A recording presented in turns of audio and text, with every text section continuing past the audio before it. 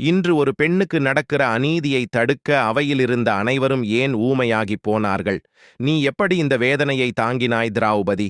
நீயோ தீயில் உதித்தவள். உன்னை பணயம் வைத்த தர்மன் இருக்கும் சபைக்கு ஏன் போனாய்? அச்சபையில் யார் இருந்தால் என்ன?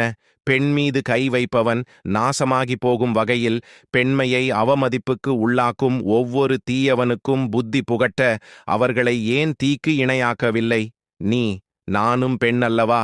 என்னதான் என் சுயோதனர் மேலளவு கடந்து காதல் வைத்திருந்தாலும் அவன் செய்த இந்த இழிச்செயலை என் மனம் எள்ளளவும் ஏற்கவில்லை.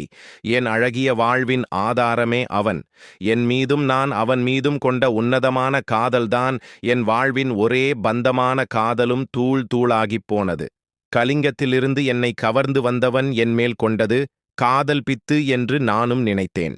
அவனோடு 2 குழந்தைகளை ஈன்ற பின்னரும் எங்களின் பந்தம் இன்னும் விளக்க முடியாத இருக்கக்கம் கண்டது என்று எண்ணியிருந்த அத்தனையும் பொய்தானோ?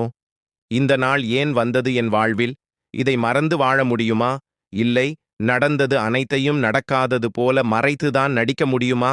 இனி என் காதலை அதே மாறாத பழைய காதல் கொஞ்சம் விழிகளுடன் எப்படி பார்ப்பேன்?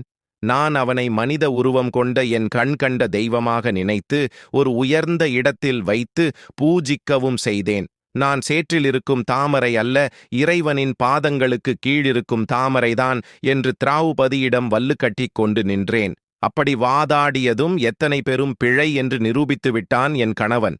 இனியும் என்னால் அவனை என்னவன் என்று சொந்தம் கொண்டாட முடியுமா? என் இதயத்தில் என்னவனை நான் அமர்த்தியிடம் காலியாகி பள்ளமாகி காதலுமற்று வெறுப்புமற்ற ஒரு வெறுமையை உணர்கிறேன். மக்களின் உயிர் காக்க வேண்டிய உயர் சத்திரிய குலத்தில் பிறந்த என் மன்னவன் ஒரு சாதாரண மனிதனை விட கீழானவனாக போய்விட்டானே அப்படின்னு புலம்பிட்டு கண்கள்ல கண்ணீர் சிந்துறாங்க பானுமதி.